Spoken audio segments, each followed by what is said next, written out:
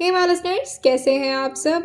I hope so कि आपकी होली अच्छी रही हो। तो चलिए आपके इंतज़ार को ख़त्म करते हुए मैं फाइनली ले आ चुकी हूँ हमारी न्यू स्टोरी का नेक्स्ट चैप्टर। इस वक्त त्रिशा के मन में सिर्फ एक ही बात चल रही थी। आखिर क्या होगा मेरा, वहाँ पहुँचने के बाद कोई मुझे मारेगा तो नहीं।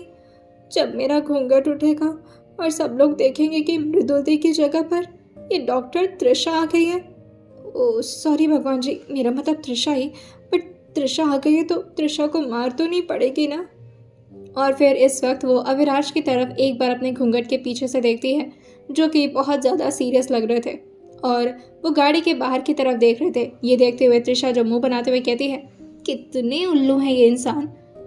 शादी करने आए थे मेरी दी से और उठा ले आए मुझे, और इनको कुछ पता भी नहीं है। और ये बात वो बहुत ही धीरे धीरे बोल रही थी।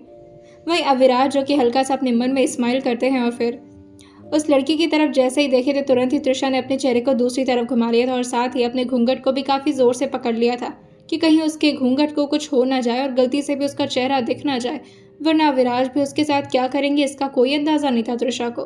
और फिर उल्लू कह रही हूँ मुझे, वो तो तुम्हें जल्द पता चलेगा कि कौन है। और ये सोच कर उनके चेहरे पर हल्की स्मर्क आ जाती है। वहीं अब फाइनली त्रिशा की धड़कनें जो कि रफ्तार पकड़ चुकी थी, क्योंकि अब उन लोग की गाड़ी एंटर कर रही थी इस वक्त अविराज के विला में, जिसके बारे में सोचकर अब त्रिशा जो कि बाहर निकलने से बार बार कतरा रही थी। दरवाज़ा खुल चुका था उसकी तरफ का, लेकिन इसके बावजूद भी वो बार बार अपने पैरों को बाहर निकालती, लेकिन फिर कुछ सोचकर के अंदर कर लेती।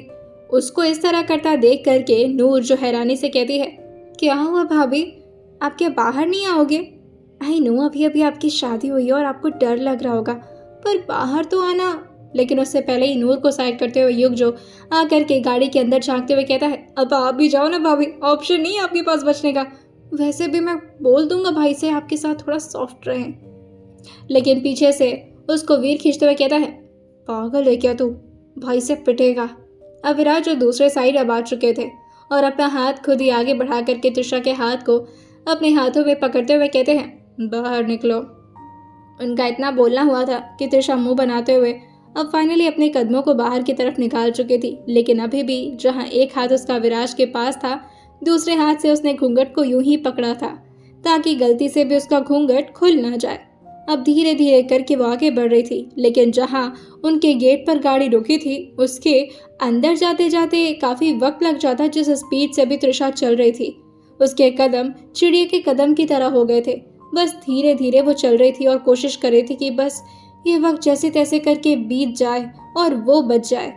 और अपने दिमाग में लगातार प्लानिंग करते जा रही थी, क्या करूँगी, चक्कर का बहाना कर दूँ क्या, या पेट दर्द, या बेहोशी हो जाऊँ क्या। लेकिन मेरी तो एक्टिंग भी सड़ी हुई है, अगर मैं बेहोश हुई तो मुझे खुद ही हंसी आ जाएगी। क्या करूँ क्या करूँ, ओ भगवान कुछ तो सहारा दो मुझे। कान्हा जी आप क्या मज़े ले रहे हो मेरे। यही सारी बातें सोचते सोचते अब फाइनली उसके कानों में एक आवाज़ आती है, अगर चला नहीं जा रहा तो मैं उठा लूँ। जैसे अविराज ने इतना बोला था, अब तो त्रिशा के माथे से पसीने जो कि अब पूरी तरह से उसको महसूस होने लगे थे। वो अपना एक हाथ अपने घूंघट के अंदर ले जाती और फिर अपने गालों पर अपना हाथ रखते हुए कहती है, त्रिशा काम डाउन, कुछ नहीं होगा, नहीं पिटेगी तू सच में। और वैसे भी ये फैमिली के बारे में तो तू जानती है ना, ये लोग बहुत स्वीट हैं। हाँ शायद स्वीट ही होंगे, पर मेरे साथ स्वीट रहेंगे कि नहीं। और अब फाइनली वो गेट पर एकदम से जा कर के खड़ी हो गई थी। उसका दिमाग कहीं और था, जिसकी वजह से उसके कदम रुक ही नहीं रहे थे। वो तभी पीछे से अविराज उसके कमर पर धीरे से अपना हाथ रख करके उसको अपनी तरफ खींचते हुए कहते हैं, इतनी भी क्या जल्दी है, पहले स्वागत तो हो जाने दो हमारा। अविराज की तरफ घूंघट के पीछे से त्रिशा देख करके अपनी नाक सिकोड़ते हुए जबरदस्ती के स्माइल करती और फिर अपने चेहरे को भी बस चुपचाप हाँ में हिला दी थी। लेकिन उसे अभी नहीं पता था कि आगे क्या होने वाला है। अब जा करके अविराज की माँ जो कि अपने हाथ में थाल पकड़े हुए वहीं पर आकर खड़ी हो जाती हैं, जहां मेन गेट पर इस वक्त अविराज साथ ही पूरी बारात जिसमें उनकी सारी फैमिली मेंबर्स और रिश्तेदार थे वो रुके हुए थे, और साथ ही त्रिशा भी अपने भगवान को लगातार याद करते हुए चुपचाप वहीं पर खड़ी थी। अभी भी उसका कमर जो कि किसी के हाथों में बुरी तरह से बंधा हुआ था, और त्रिशा जो कि अपने एक हाथ को बार बार कोशिश कर रही थी कि वो अविराज के हाथ को हटा ले, लेकिन ये उससे पॉसिबल हो नहीं पा रहा था। तभी धीरे से अर्चना जी नीचे आते हुए कहती हैं, बेटा अगर प्रॉब्लम ना हो तो घूंघट उठा लो, हम इतने ओपन माइंडेड हैं, बहू को घूंघट में नहीं रखते। चलो उठाओ, चलो उठाओ, मुझे आरती करनी है तुम्हारी। जैसे ही उसने इतना सुना था वो अपने चेहरे को बस घूंघट के पीछे से ही ना में हिला दी थी। उसको इस तरह करता देख कर के नूर उसके बगल में आकर खड़े होते हुए कहती है, क्या हो गया भाभी, आपको कोई प्रॉब्लम है क्या घूंघट उठाने में? आप वहाँ पर भी पूरे टाइम घूंघट ली हुई थी, कोई दिक्कत है तो हमें बता दीजिए। तभी त्रिशा धीरे से कहती है, नहीं वो मुझे लगता है कि मेरी तबीयत ठीक नहीं है। नूर जैसे इतना सुनी थी वो तुरंत ही उसके घूंघट को ऊपर उठाने की कोशिश करते हुए कहती है, तो फिर तो जल्दी से उठाइए, कहीं ऐसा ना हो कि आपको घुटन हो रही हो, अफनाहट हो रही हो। आजकल की लड़कियां कहाँ घूंघट वगैरह लेती है, चलिए उठाइए। लेकिन तभी अविराज जो नूर का हाथ हटाते हुए कहते हैं, नूर मना किया ना उसने, बात खत्म। और फिर वो धीरे से उससे पूछते हैं, तबीयत ज़्यादा खराब लग रही है? त्रिशा बस यूं ही अपने सर को हाँ मिला दी थी, क्योंकि और वो कर भी क्या सकती थी। वो तो ये भी नहीं चाह रही थी कि वो ज़्यादा बात करे, क्योंकि उसकी आवाज़ और मृदुल की आवाज़ में बहुत अंतर था, और अविराज जो कि उसकी आवाज़ को पहचान सकते थे। अर्चना जी ये सुनकर आगे पीछे अपने स्टाफ को देखते हुए कहती है, देख ज़रा क्या प्रॉब्लम हो रही है इसे। स्टाफ उसकी तरफ आती, लेकिन तभी अविराज जो उन स्टाफ को रोकते और खुद त्रिशा के सामने खड़े होते हुए कहते हैं, क्या हो रहा है तुम्हें? जैसे ही त्रिशा ने इतना सुना था वो कुछ सोचने लगती है और जल्दी से उसके मुंह से निकल जाता है, मुझे चक्कर आ रहा है, मैं बेहोश होने वाली हूँ। जैसे उसने इतना बोला था आसपास के सारे लोग उस पर हंस रहे थे, इवन अर्चना जी भी। ये देखकर के त्रिशा खुद से कहती है, ऐसा क्या मजाक किया है मैंने, हंसने वाली कोई बात तो नहीं बोली है, ये लोग इतना क्यों हंस रहे हैं, क्या कुछ गलत निकल गया मेरे मुंह से? तभी अविराज जो कि एक एक करके जैसे जैसे लोगों को घूरते जा रहे थे, सबके मुंह एकदम से सिलते जा रहे थे, और वो फिर से त्रिशा की तरफ हल्का बेंड होते हुए पूछते हैं, ज़्यादा प्रॉब्लम हो रही है? एक काम करते हैं, रस्म कल कर लेंगे, बस तुम्हारी एंट्री करवा देते हैं, चलेगा? त्रिशा धीरे से अपने सर को फिर से हाँ मिला दी थी, और अब उसका यूं ही घूंघट के साथ ही एंट्री तो हो जाता है। लेकिन जैसे ही अभी वो सीढ़ी तक पहुंचने वाली थी, दोबारा से अविराज ने उसके कमर पर अपना हाथ काफ़ी कस के पकड़ लिया था, और जैसे ही उनके ठंडे ठंडे हाथ इस वक्त त्रिशा की कमर पर पड़ते हैं, वो एकदम से अपनी जगह पर थम जाती है और अपने हाथ को वो रेलिंग पर काफ़ी ज़ोर से गड़ाने लगी थी, क्योंकि उसे ये सब कुछ बहुत अजीब लग रहा था। जो शख्स उसके दी के हस्बैंड बनने वाले थे, आज वो उसके साथ थे, और क्या वाकई अपनी पूरी ज़िंदगी इसी इंसान के साथ त्रिशा को बितानी पड़ेगी? सारी बातें उसे अंदर से काफ़ी ज़्यादा परेशान कर रही थी। जैसे ही वो रुकती है तभी पीछे से आवाज़ आती है, क्या हुआ भाभी, आपसे चला नहीं जा रहा क्या? तभी युग जो अपने सर को हाँ मिलाते हुए कहता है, लगता है तो ऐसा ही है, अगर मेरी वाइफ के साथ ऐसा होता ना तब तो मैं उसे झट से गोद में उठा लेता, बट अविराज भाई की तो बात अलग है ना, वो इतने स्ट्रिक्ट हैं, वो लेकिन अभी जैसे ही युग अपनी बात को कंप्लीट कर पाता उससे पहले ही वीर जो उसके कंधे पर हाथ रखते हुए कहता है, भाई क्या मैं जो देख रहा हूँ वो तू भी देख रहा है? नूर भी दौड़ कर आते हुए कहती है, हाँ भाई, तो क्या ये सच है? तभी उनके बड़े भाई जो कि धीरे धीरे आगे की तरफ बढ़ते हुए कहते हैं, वाकई क्या ये सच है? अपने बड़े भाई की बात सुन करके युग, वीर और नूर जो कि हैरानी से अपना मुंह खोल लिए थे, क्योंकि अविराज ने इस वक्त त्रिशा को अपने गोद में उठा लिया था। त्रिशा जो हड़बड़ाते हुए अपने पैरों को इधर उधर मारते हुए कहती है, मैं खुद से चल लूंगी, आपको परेशान होने की ज़रूरत नहीं है सच में।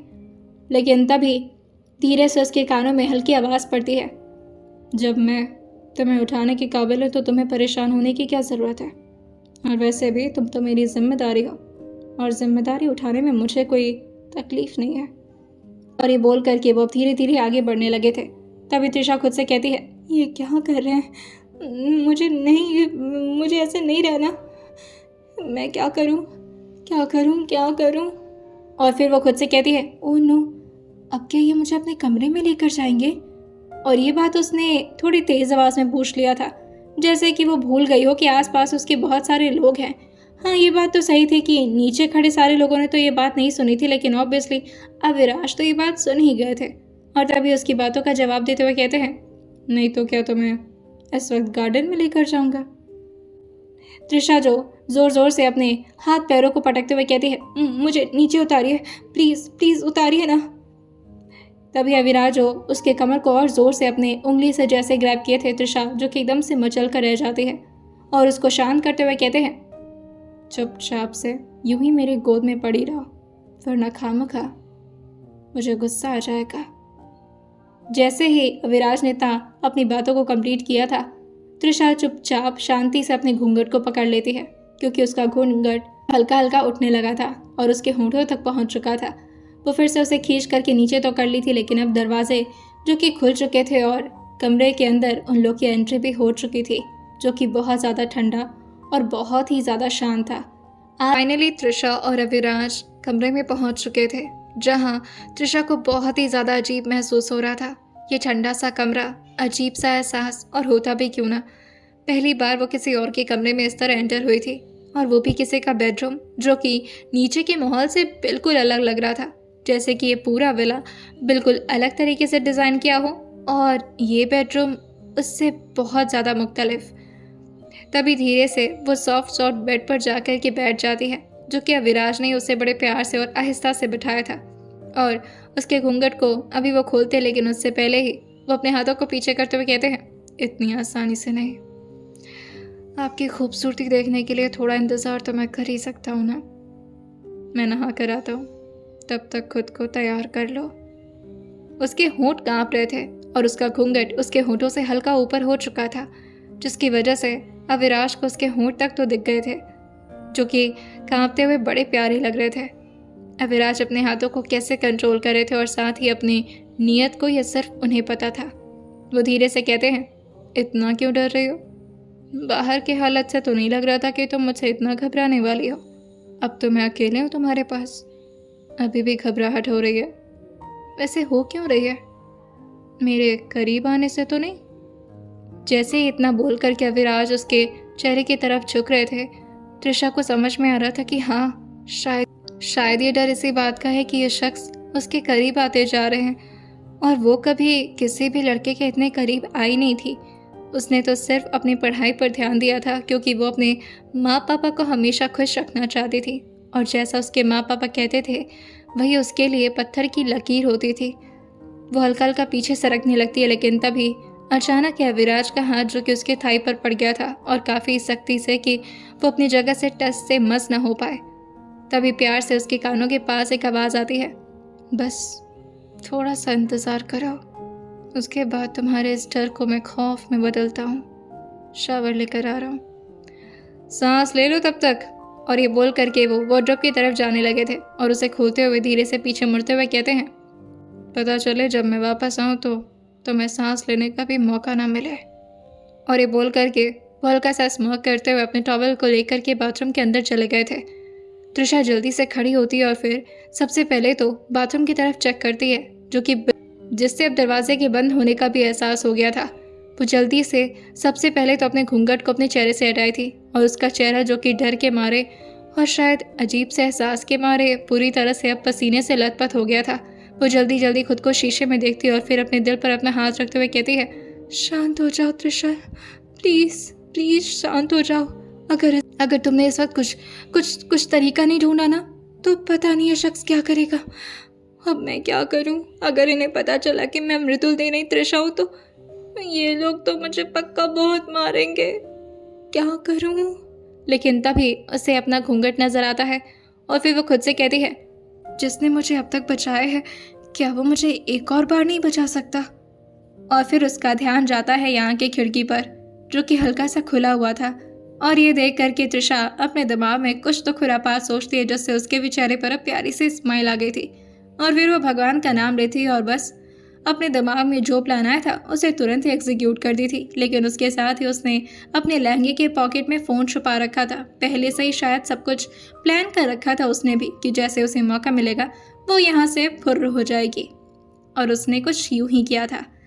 फाइनली अब धीरे से दरवाज़ा खुलता है बाथरूम का, और राज जो अपने बालों को अच्छे से टॉवल से सुखाते हुए धीरे धीरे टॉवल से सुखाते हुए बाहर की तरफ आ रहे थे, और आते आते भी वो बहुत ही आहिस्ता कहते हैं, तो अब तो कौन बचाएगा आपको मुझसे? अगर अभी तक आप डर रही हैं तो मुझे काफ़ी अफसोस के साथ कहना पड़ेगा कि कहीं आपका दिल। एक्सक्यूज़ मी, कहाँ गई आप? मैडम जी, बीवी जी, ये कहाँ गई? और फिर अविराज जो कि अपनी नज़रों को चारों तरफ कमरे में फेरना शुरू कर दिए थे। चारों तरफ देखने के बावजूद भी तृषा उन्हें कहीं नज़र नहीं आती, और उनकी बीवी जो कि उनको पहली रात इस तरह से धोखा देकर भाग गई, क्योंकि अभी जाकर के फाइनली दुपट्टा का एक छोटा सा छोर उनको खिड़की के पास नजर आता है, जिससे वो भाग करके वहाँ जब तक देखते तब तक आसपास उनकी दुल्हन उन्हें कहीं पर भी नजर नहीं आती। और वो जोर से अपने हाथ को खिड़की पर मारते हुए कहते हैं, शिट यार, ये क्या बात है, मुझे कैसे छोड़कर चली गई है? और एक मिनट, ऐसा कर कैसे सकती है? मुझे तो अभी उसका घूंघट हटाना था, ये दुपट्टे का, इस दुपट्टे का क्या करूँ मैं, झूला झूलूं इससे? वो खुद से ही फ्रस्ट्रेट होकर के बातें कर रहे थे, और फिर दुपट्टे को खींचते हुए जोर से उसे बेड पर फेंकते हुए कहते हैं, मैंने इतने वक्त बाद शादी की थी, वो भी अपने मॉम डैड के कहने पर, और ये क्या हुआ मेरे साथ, इतना गंदा मजाक। और वो अपने फ़ोन को अपने हाथ में लेते हुए किसी को कॉल लगा दिए थे। दूसरी तरफ से जिसने कॉल पिक किया था वो बहुत ही स्वीट सी आवाज़ में कहती है, हेलो, कौन? दूसरी तरफ से आवाज़ आती है, नाम पढ़ना नहीं आता, दानिश का है। जैसे ही इस आदमी की आवाज़ उस लड़की ने सुनी थी, वो धीरे से कहती है, अच्छा आप, वो दानिश जी अभी आ रहे हैं, वो 1 मिनट, सुनिए, वो आपका फ़ोन आया है। दूसरी तरफ से आवाज़ आती है, किसका फ़ोन आ गया इस टाइम, सब ठीक है ना, दिखाओ। जैसे ही दानिश ने फ़ोन को देखा था, वो हड़बड़ाते हुए एकदम से फ़ोन ही छोड़ देता है, लेकिन उसे मृदुल ने कैच कर लिया था और फिर उससे पूछती है, तुम्हें क्या हुआ? तभी दानिश जो थोड़े घबराए हुए आवाज़ में कहता है, नहीं कुछ नहीं। फ़ोन उसने दोबारा से अपने हाथ में पकड़ लिया था और उसे कान पर लगाते हुए कहता है, हेलो सर, मुबारक हो आपको, शादी कैसे रही आपकी? दूसरी तरफ से आवाज़ आती है, शादी नहीं, मजाक चल रहा है मेरे साथ। खैर ये सब छोड़ो, मेरी गाड़ी को ट्रैक करो, और मुझे किसी भी हालत में वो चाहिए, और अगर आज रात मिल जाए तो बेहतर होगा, क्योंकि कल मेरी बेइज्जती करने के लिए बाहर मेरा पूरा ख़ानदान पड़ा होगा, और मैं ये बात किसी को नहीं बताना चाहता। तभी दानिश पूछता है, क्या हुआ ऐसा सर, आप परेशान क्यों हैं? इस बात पर अविनाश कहते हैं, तुम मेरी गाड़ी ट्रैक करो और देखो कि कहाँ जा रही है वो। दानिश हो थोड़ा अपने दिमाग को खुजलाता है और फिर अपने बालों पर अपना हाथ फेरते हुए कहता है, कौन भाग रहा है जिसके बारे में आप इतना परेशान हो रहे हैं? क्या मैं जान सकता हूँ सर, आपकी गाड़ी को क्यों ट्रैक करना है? आपकी गाड़ी तो आप ही चलाते हो ना? ये सुन करके अविराज जो जोर से अपनी मुट्ठी को कसते हुए कहते हैं, दानिश, मैं जो कह रहा हूँ उतना करो। तभी दानिश को सोचते हुए हल्का सा अपने मुंह पर हाथ रखते हुए कहता है, 1 मिनट सर, अब आप ये तो नहीं कहने वाले कि आपकी दूसरी बीवी भी भाग गई है? इस बात पर अविराज क्या ही बोलते, वो थोड़ी देर पॉज लेते हैं और फिर अपनी आंखों को बंद करते हुए कहते हैं, दानिश, भूलो मत, कल तुम्हें मेरे पास आना है और उसके बाद हम ऑफिस में मिलने वाले हैं। तुम्हें अपनी ज़िंदगी से प्यार नहीं रह गया क्या? दानिश तुरंत ही सीरियस होते हुए कहता है, नहीं सर, ऐसी बात नहीं सर, मैं ट्रैक करता हूँ सर। और फिर वो हंसते हुए फ़ोन काट दिया था। तभी दूसरी तरफ से मृदुल कहती है, क्या हुआ, इतना घबरा क्यों गए थे, और ये क्या उनका फ़ोन था? मुझे उन्हीं की जैसी आवाज़ लगी। दानिश मृदुल के कंधे पर हाथ रखते हुए कहता है, सॉरी, पर मुझे बहुत बुरा लग रहा है सर के लिए। नहीं, मुझे हंसना तो नहीं चाहिए। ये सुनकर मृदुल पूछते हैं, पर हुआ क्या है? क्या हंस क्यों रहे हो? मेरी बहन तो ठीक है ना? ये सुनकर दानिश कहता है, यार तुम्हारी बहन तो उफ है, बाय गॉड, ऐसी लड़की मिलनी चाहिए थी सर को, बहुत भगाया मुझे ज़िंदगी भर, अब ये लड़की उनको भगाएगी। और फिर वो हंसते हुए चला जाता है अपने लैपटॉप के पास ताकि वो अब अपने बॉस की गाड़ी को ट्रैक कर सके। वहीं दूसरी तरफ अब अविराज जो कि शांति से पड़े थे बेड पर और ये सोचे जा रहे थे कि कल सुबह वो सबको कैसे फेस करेंगे, और फाइनली अब सुबह हो भी जाती है। इस वक्त सुबह जैसे ही लगभग 7 बजे थे, उनके दरवाजे पर धीरे धीरे कोई नॉक कर रहा था। पहले से अविराज उठ चुके थे, तैयार होकर वो अपने लैपटॉप पर काम कर रहे थे, और फिर अपने कोट को पकड़ते हुए वो एक गहरी सांस भरते हैं और दरवाजे को झटके से खोलते हुए अपने वॉच को रिस्ट में पहन करके बिना ये देखे कि सामने कौन है वो बाहर की तरफ निकल गए थे। तभी इस वक्त उनकी भाभी जो आकर कहती हैं, क्या बात है, आप ठीक तो है ना? और दिखाई नहीं दे रही हमारी बहू मृदुल, कहाँ है मेरी देवरानी? लेकिन इस बात का उन्होंने कोई जवाब नहीं दिया था और फिर वो अपने फ़ोन को देखते हुए नीचे की तरफ आ रहे थे, सबको इग्नोर करते हुए। लेकिन जैसे ही अभी वो पूरी तरह से इग्नोर कर पाते सबको, तभी उनकी माँ अर्चना जी आते हुए पूछते हैं, बेटा तुम अकेले क्यों आ रहे हो बाहर? बहू को साथ में लेकर आओ। और फिर वो ऊपर की तरफ झांकते हुए कहती हैं, कहाँ है हमारी प्यारी बहू? सो रही है क्या? लेकिन मैंने तो सुना था कि वो काफी जल्दी उठ जाती है। अविराज को सोचते हुए कहते हैं, मैं फंस गया, क्या जवाब दूं? बोल दूं क्या? रहने देता हूँ। लेकिन उससे पहले ही वो इतना कुछ सोच पाते, दानिश अंदर की तरफ धीरे धीरे अपने कदम बढ़ा रहा था और फिर अपना मुंह बनाते हुए कहता है, I am so sorry sir, पर अभी उनका मिलना थोड़ा मुश्किल है। अब मैंने गाड़ी को ट्रैक किया, लेकिन जहाँ पर गाड़ी थी ना, वहाँ पर वो लड़की नहीं थी। शायद बहुत दिमागदार है सर। समझ नहीं आ रहा मुझे कि आखिर उनको पता कैसे चला कि आपकी गाड़ी में ट्रैकर लगा हुआ है। तभी दानिश की बातों को सुन करके अविराज हल्का सा स्माइल करते हैं और बड़े प्यार से उसकी तरफ आगे बढ़ते हुए फ़ोन को एक साइड में रखते हैं और उसके कंधे को अपने एक हाथ से काफ़ी ज़ोर से पकड़ लिए थे। और ऐसा पता नहीं चल रहा था कि उनके एक्सप्रेशन में कि इस वक्त उन्हें कितना गुस्सा आ रहा है दानिश के ऊपर। वो अपने हाथ से उसके कंधे को दबाए जा रहे थे। तभी दानिश जो एकदम से एक तरफ झुकते हुए कहता है, ओ जान जा रही है मेरी सर, क्या हो गया? आई एम सो सॉरी, मैं जल्द ढूंढ लूंगा भाभी को। जैसे ही युग और नूर ने ये सुना था, वो दोनों एकदम से डाइनिंग टेबल के ऑलमोस्ट चेयर पर चढ़ने ही वाले थे और फिर हैरानी से कहते हैं, क्या? आप क्या बोल रहे हो? अभी एक मिनट, भाभी भाभी को क्यों ढूंढना है? नूर भी इस बात पर अपने भाई के पीछे जाते हुए कहती है, भाई भाभी को ढूंढना क्यों है? गायब हो गई क्या वो? लेकिन तब तक अब वीर भी आ चुका था और फिर वो भी एग्जैक्ट वही सेम क्वेश्चन करता है। अब इस वक्त अविराज की भाभी, उनके बड़े भाई युग, वीर, नूर और साथ ही इस वक्त अविराज की माँ, जो कि सबके सब हैरानी से अविराज की तरफ ही देख रहे थे। तभी एक और बार उनकी माँ अर्चना जी पूछती हैं, अविराज बेटा, बहू कहाँ गई? कहाँ है वो? नज़र क्यों नहीं आ रही? अविराज जो अपने बालों पर अपना हाथ फेरते और फिर एक बार दानिश की तरफ घूर करके देखते हैं और दांत पीसते हुए कहते हैं, भाग गई। जैसे ही दानिश ने सुना था उसको हल्की हंसी आ गई थी, लेकिन फिर वो उसे खांसी में बदल देता है और आसपास के लोगों की तरफ देख करके हल्का सा पीछे हो गया था, क्योंकि अविराज उसे बहुत ही गुस्से में घूर रहे थे। अब इस शख्स ने ना तो इस लड़की को ढूंढने की कोशिश की जो कि अविराज की वाइफ बन चुकी थी, और ना ही इस बात को छुपाने में अविराज की मदद की। दोनों काम में ये शख्स नाकामयाब ही रहा था और ऊपर से सबके सामने बेइज्जती भी करा दी। उनकी माँ एकदम से टेंशन में आ गई थी और काउच पर जाकर के एकदम से बैठ जाती हैं, जैसे कि उनकी हिम्मत ही टूट गई हो। तुरंत ही अर्चना जी की बड़ी बहू आरोही और उसके साथ ही इस वक्त नूर दोनों आकर के उनको संभालने लगे थे। तभी युग जो धीरे से कहता है, तो इसका मतलब ये है कि भाई ने इतना जोर से, इतना डर के तो नहीं होना चाहिए था भाई को। आहिस्ता करते तो भाभी क्यों ही भागती नहीं?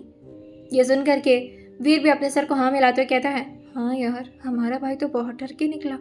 एक दिन भी इनकी बीवी इनको झेल नहीं पाई। तभी दानिश उन लोगों की साइड में आकर खड़े होते हुए कहता है, देखा, वैसे मानना पड़ेगा, मतलब एक इंसान की दो दो बीवियां भाग गई। अब इन्हें समझ में आएगा मैं इन्हें कैसे झेलता हूँ। ये सारी बातें विराट सुन रहे थे और जैसे ही वो दानिश की तरफ मुड़ करके देखे थे, दानिश एकदम से अपने चेहरे को इधर उधर करने लगा था, जैसे कि वो तो कुछ बोला ही ना हो और वो तो बहुत ही ज़्यादा मासूम हो, उसने तो कुछ नहीं कहा। तभी काम करते हैं, सबसे पहले उनके घर वालों को इन्फॉर्म करते हैं, वरना प्रॉब्लम हो जाएगी। कम से कम उन्हें पता तो चले कि उनकी बेटी हमारे पास नहीं है, वरना ये तो हमारी जिम्मेदारी होगी ना। तब के अपने बड़े भाई को देखते हुए कहते हैं, उन लोग को भी बताना ही पड़ेगा। तभी इस बात पर अर्चना जी कहती हैं, और क्या बताएंगे हम? हाँ, कि उनकी बेटी हमसे एक दिन संभाली नहीं गई, भाग गए हो, कितनी बेइज्जती होगी हमारी। उसी वक्त मृदुल और त्रिशा की मॉम सुहाना जी का कॉल आ रहा था। यह देख कर के विराज हल्का स्माइल करते हुए कहते हैं, काफी लंबी उम्र है हमारी सासू माँ की। फोन जैसे ही उठा था, दूसरी तरफ से इस वक्त उनकी सासू माँ नहीं बल्कि उनके ससुर जी बात कर रहे थे और वो धीरे से कहते हैं, अविराज बेटा। ये सुन करके वो अपने सर को हाँ मिलाते हुए कहते हैं, जब आपने मुझे फ़ोन मिलाया तो ऑब्वियसली मैं ही होऊंगा ना, बताइए।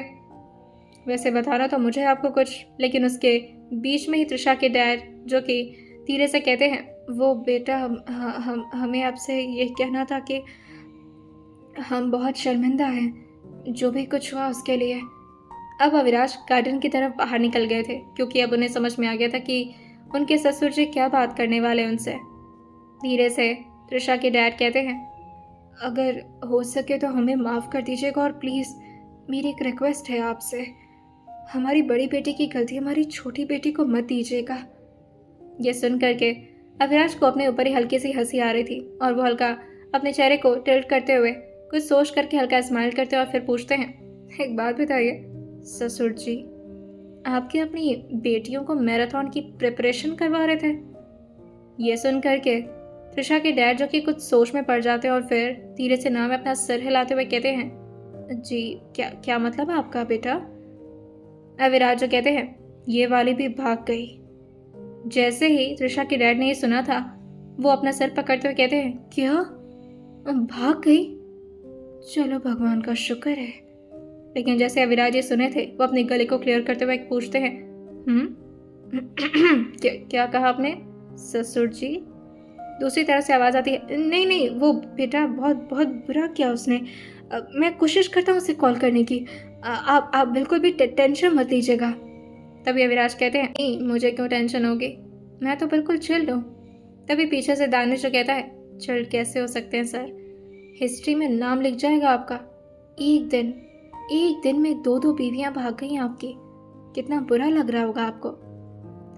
अविराज जो कि फ़ोन पहले काटे थे और फिर दानिश की तरफ देख करके उसकी तरफ हल्का सा बेंड होते हैं क्योंकि दानिश की हाइट थोड़ी सी छोटी थी इस वक्त अविराज के कंपैरिजन में, और वो झुकते हुए अपने दोनों हाथों को ले जा करके दानिश के कंधे पर टिकाते हुए कहते हैं, दानिश बेटा, अगर मुझे मेरी वाइफ 2 घंटे के अंदर नहीं मिली ना, तो पहले तो मैं तुम्हारी वाइफ को तुमसे अलग करूँगा और फिर मैं तुम्हारे शरीर के हर एक पार्ट को।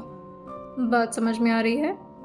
दानिश डरते हुए अपने सर को हाँ मिलाते हुए कहता है, हाँ सर, आप अगर हाथ हटा लेते तो मैं तुरंत काम पर लग जाता। अविराज उससे कहते हैं, तो लगो जाकर काम पर, मुझे वो लड़की चाहिए किसी भी कीमत पर। इतनी बड़ी इंसल्ट मेरी, हाउ डेयर शी, मुझे छोड़कर कौन भागता है? जैसे ये बोल करके अविराज अब घर के अंदर गए थे, पीछे से दानिश कहता है, मुझसे पूछो, मैं नहीं भाग पा रहा हूँ, दे आर टू लकी।